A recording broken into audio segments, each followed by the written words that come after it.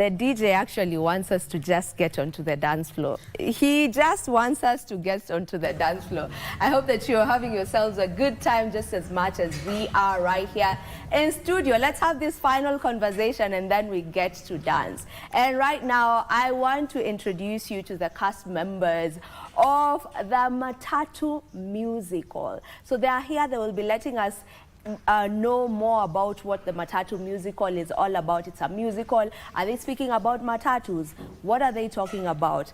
There's a twist to it since I've read the synopsis, but they're here to let us know all about it. So I'll allow them to introduce themselves, beginning with a lady, of course. So let me begin with you. Introduce yourself to us. My name is Cynthia Gitonga. I am a performing artist, a filmmaker, and a Gen Z. You had to put in the Gen Z. I had to. Sipolebas. Hello, my name is Ekirapa Edwin. I'm a performing artist. I'm a theater actor, film actor, and a cast member in the Matatu musical. Amazing. Yes. My name is Jeff Omondi Opondo. I'm a professional actor and a Gen Z. Okay. Gen Z is lazima muongeze hiyo. It's an occupation. Which era? Being a Gen Z is literally an occupation. It's an occupation. All right, it's a pleasure to have all of you on set with us today. And we are talking about the musical that is Matatu musical. So is it a stage play? Is it something, is it a film? What is it? It's a musical, yes, but is it staged? Yeah, it's a musical, stage play. Matatu musical is a political Kenyan is a Kenyan political satire, explaining the Kenyan political history way back from before we gained independence to the recent Gen Z protests. It dates down all the regimes, all that has been happening in the political era. Okay. So it's actually it's following our story when it comes to politics and the leaders we've had over the years and how we've been running the country and all of that. But now it's called Matatu musical. So why that name? Why Matatu musical? As you've said, it's a journey from independence till date. And if it's a journey, then we need something to travel with. Yes, and we have to respect every journey that we are going through. So we had to take the Matatu. What best way to take the Matatu is? The Matatu, which is a vibrant city and which is colorful and everything. So we are taking you through the Matatu musical on stage, and hopefully everyone will love it. Oh, so now this is a story. So you're telling us the story of, the political landscape, the Kenya's political landscape, but you're doing it while inside a Matatu. Did I get you right? Yeah. So is that what is happening on stage? Yes. Actually, just to emphasize on what my friends have said, we are using the Matatu as a symbol. So nganya inatumika tuka symbolism ya represent the whole country. So picture situation yenye the country is being compared to a matatu. How the matatu culture is. If you picture it that way, unaweza jiuliza hizo maswali za country yetu tuna drive vipoa. Are we in the right track? Now madere wenye wamekuwa kitu drive ever since the beginning. Wamechange ama tu ni wale wase wamevaa nguo zingine, unaona? So the reason why tumetumia matatu ni kwa sababu ina appeal to the Gen Zs again. Na si ati hata tuko na shida na millennials au nini. Tuna feel nyinyi mlishapiga na mwendo yenyu. So to may pick from there. It's just a culture of defiance, love, togetherness, unity, peace, and even bringing hope. And hope for what can be or for the better, for a better future, Kenyan future. All right, so I want to get into your individual characters. Tell me about your character. Who are you playing and what is she all about in that stage? I'll be playing a prosecutor. That is, we've said we're traveling back to from when we gained independence. So I'll be playing a prosecutor in the Moise regime, who we understand, like in the Moise regime, prosecutors and courts and everything were like used to instill fear. So I'll be playing a prosecutor who will be prosecuting probably activists and such people who fought for the country. Yeah. Okay. Yeah. Okay. Yeah. What's your character? My character is called Nuru, and Nuru nimse ako hopeful about the future and how things are going to unfold. Na nimse alikuanga back there colonialists wakikuja Kenya. So aliface hiyo colonial torture, akakuja akaona this is the torture that you are going through. So after independence, sasa the Mau fought, this is the Kenya that we were wishing for, tutapata. But again venye mkoloni alienda, tukapata tuko na wakoloni mamboleo. So his wish was like, we chased away the proper colonialists. How come wakoloni mamboleo bado wanatucolonize? So his word is like, manze, world itoi change. So it's like asking a question to the audience and to the people at large, like, is this thing really going to change? But at heart, he's really hopeful and he's giving hope to the future, like there's a better future for this country. Okay. Yes. Who do you play in the musical? I'm playing the role Jamba. Jamba, personally, my take is that he's a silent protagonist. Ni ule stero mwenye amefichwa. Because it's from Jamba's situation that the whole story comes. Because the story is being told by my daughter. By the time you're meeting Jamba in the play, inaanza kama the white men wamekuja to the highlands areas of our countries na wananyakua shamba. So Jamba is one of the youths wenye walikuwa wana radicaliziana, wanaambiana tusialawa wasiwachukue shamba zetu. And by that time I had a daughter called Mama Kenya. So by the time tunashikwa, village yetu inakuwa captured, by the time napelekwa cell kumadwa, na kwanga nimemwacha na beads zangu nikimwambia, if something happens to me, this is my seed, plant it even in thorns, design baki na hiyo spirit ya kutafuta change na kutafuta freedom. Yeah, so Mama Kenya picks that up, and venye anaendelea kugrow from 1963 up to date, she narrates the story of the same spirit that I instilled in her. Nice. So yeah. So how different is this performance compared to every other performance that you have been part of?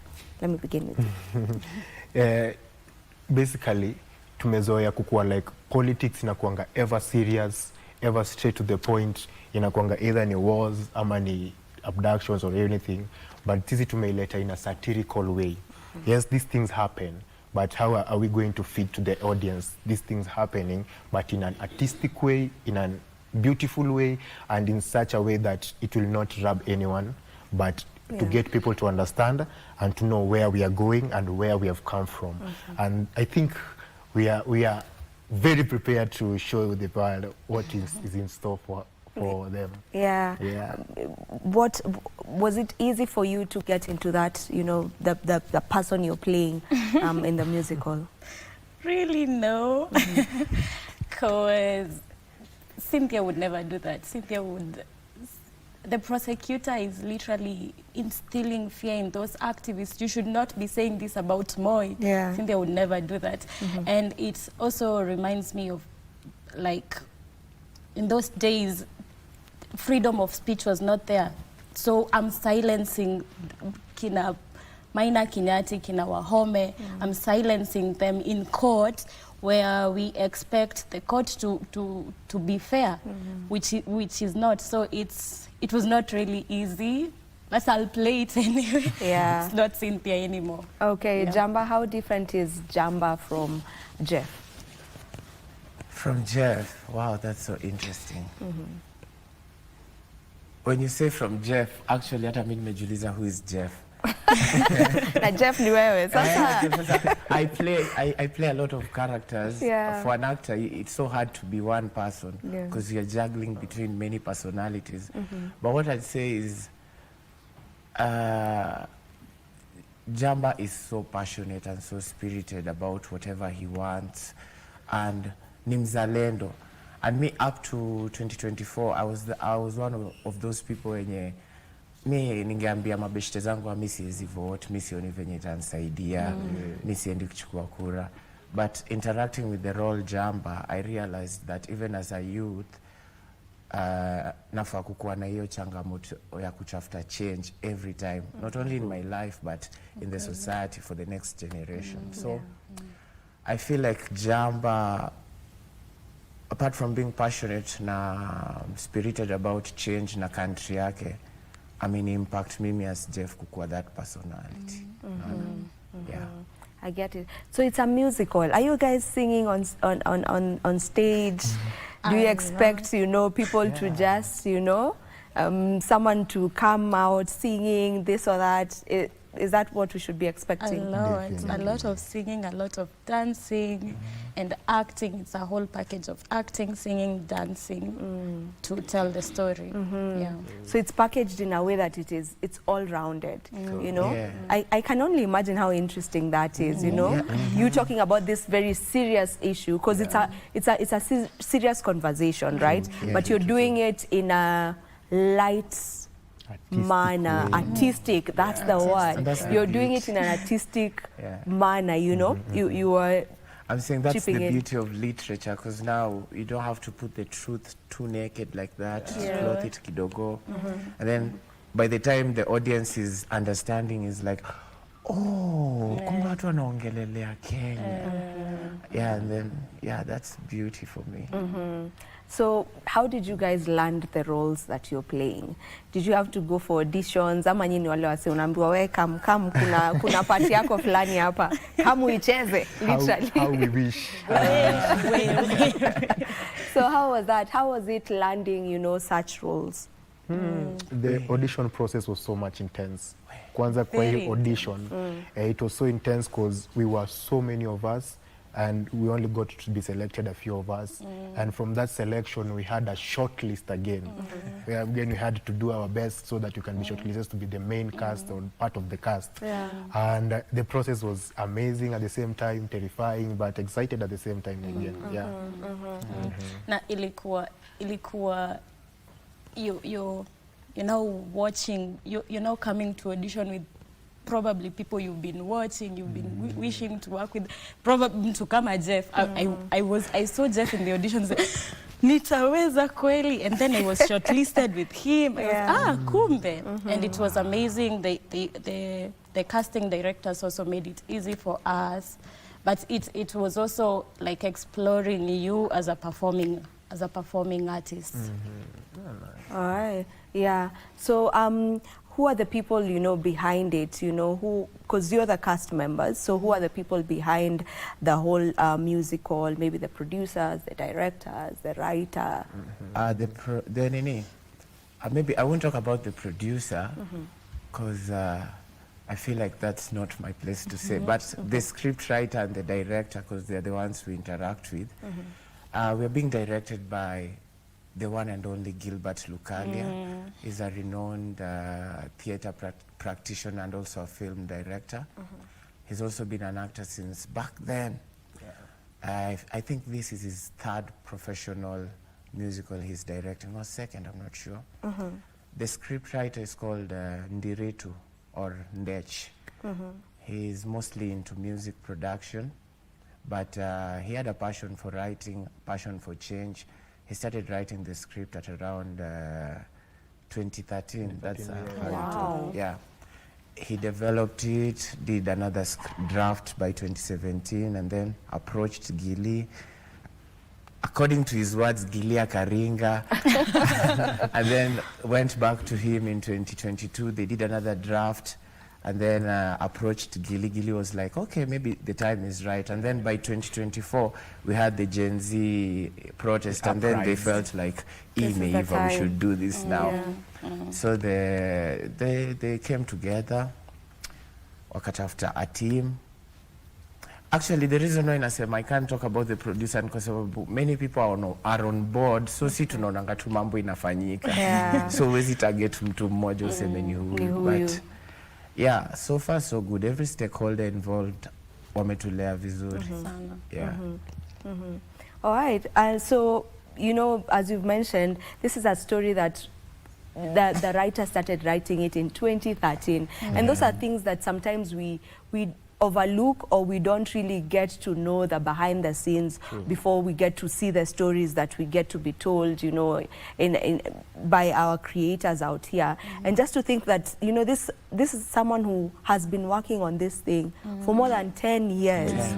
More than 10 years, literally. That is insane. You know, so it's really good when we embrace our own things. You know, this has been almost the theme since we started, whereby we're talking about just embracing our own things, embracing our creators, whether be it musical creators, you know, musicians, be it actors, be it dancers, just embracing it. Because I mean, can you imagine having the same script for 10 years? You're just working on it, even one working on it more than 10 years. Like, that's a lot. So yes, we keep preaching us supporting our own, and they begin by coming to watch the play. You know, that is part of them showing support. So when is it showing? Where is it showing? How are people coming to watch it? You know, it will be showing upper two at the Kenya National Theatre from the 22nd, which is on a Thursday, to 25th on a Sunday.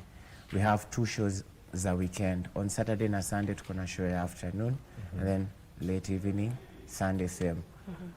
Thursday na Friday tuko na show moja peke yake per day. Yeah. Maybe kwa wasi wenye wajui mali KNT, iko Kenya Cultural Center, ni iko kando ya KBC, nyuma ya Nairobi University. Yeah, because I feel like nafaa kuisema hivyo, because mostly wasi wengi wanatamani pia kukuja kuwatch shows kwa theater, but hawajui theater iko wapi. Yeah, and we really want to push the culture of guys coming to watch our own shows, because theater is so rich. I'm not saying film is rich. Theater is so direct and connected to the audience that maybe whatever you went through siku, you can meet an actor doing it on stage, na maybe it can provoke, inaweza trigger thought line yako positively. Unlike kwa TV where the screen inaweza interfere na hiyo catharsis, unaona. And just to add on what Jeff amesema, theater ni kitu tume-embrace from since time immemorial. Our grandfathers walikuwa wanatukalisha chini, wanatupigisha story. Our mothers, yani stories have been shared from mouth to mouth. Alafu pia sisi theater tukikuja tukalisha watu chini na tuwaambie, it will be more like a conversational talk, just more than this kama tu ile ya acha tuwapigie filamu muende muone alafu mrete huko. It's like a conversational talk, and then after here, what are we expecting, or what are we hoping for? So it's like a better thing to do and a better place to be in theater. Yes. I love that. I love that. And truly, theater is, you know, you interact with the actors on stage. You see them as they actually do it, you know. So all the emotions, everything, you get to pick it immediately right there as they do it. All right, we need to be winding up. And as we wind up, I want you to yani mfanye watu watake kukuja kuona hii show. Unajua, so what is it about this show that you feel everyone out there needs to come and get to experience it? Na feel ni kama it's being a Kenyan political history way back from the before independence is very personal to every generation. Like you've said, he's written for 13, he's had the script for 13 years. That means he knows way better. Ndio hata tukifika hapa pahali tulikuwa tunasema Gen Zs have done protest nini. No, as a Gen Z would think, you're probably the first to save the country, but you come to realize it has been on there have been people who have been fighting over the years. Na sasa ndio hata nilikuwa nasoma script, even to get to that prosecutor nilikuwa nasoma script na kumbe sisi Gen Z wa kwanza. There were those people I was mentioning, kina Wahome, kina Maina Kinyati. So it's very personal to every Kenyan, I feel like this is your story. It's just that we have been selected to tell it to you. And the fact that tumekuwa tuko tuko proud of our matatus huku nje, tukiona every new matatus zenye iko graffiti, iko na lights nini. We embrace it as our own. It's high time we embrace Kenya as our own, because as much as tuna bring that symbolism ya matatu, kwa nini tunataka kuonyesha there is a hopeful Kenya. True. Kenya is still beautiful. Kenya can still move forward. And there's a great future for us. Like, mtu kukam kucheki na one that hopeful thing, kama venye anaweza tu relate ina matatu, akuwa kwa matatu, the same way atakuwa kwa stage, a relate na Kenya, na apende Kenya, na atake kudo what's better for Kenya. Amazing. Jeff? For me, nasimaanisha ati mimi ni mzee. I'm really happy to be working with. Sasa wewe ni Gen Z. But naona kama Cynthia amenianika hapa nikasema sawa. The idea is cast yetu, and I'm really grateful for the production because walichukua cast from 18 to ikienda sana I think 29, 30, 33 hapo. So una realize as much as me ni young na work na wase younger than me. Okay. So na experience life afresh again because wako na psych wananikumbusha time yangu. Pia mimi nikiwa na psych hiyo design. So I feel like Kenyans wengi wakikam show watapata a fresh look into the industry because wase wengi wana complainingi mimi nimeona tu actor same. So wase wakikam wanaenda kumeet energy mpya na ni energy iko na passion baya sana.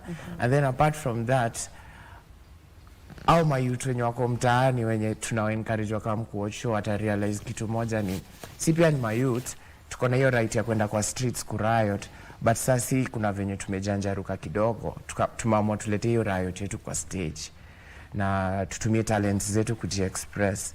So I feel like Peter kwa encouragement kwa hawa wasi wenye wako mtaani wakikam kuwatch wa realize okay, apart from kukatu base na kuchachisha jia gava ama kubanta tu, neza do nini positively na maybe talent yangu ama kidogo yenye neza do kupush your change.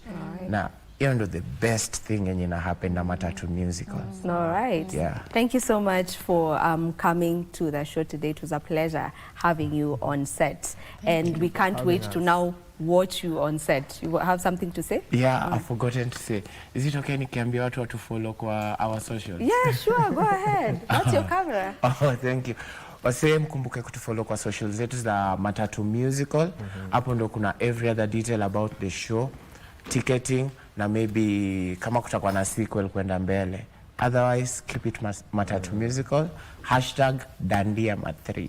All right, that is it. #DandiaMa3. #Matatu musical. So make sure you go get to you make a point of going to watch the Matatu culture. It's showing several days. So make sure you just go and get to experience it and watch it as well. This is where we end this particular conversation. Na sasa hile masaa imefika ya sisi kuanguka nayo tu. So it's time for Cosmic the DJ to take on the... Do you take on the turntables? Is that proper English? For him to just do his thing on the turntable. So how about we get to enjoy some music from Cosmic the DJ. Na nimeona mnaweza dance, see to dance.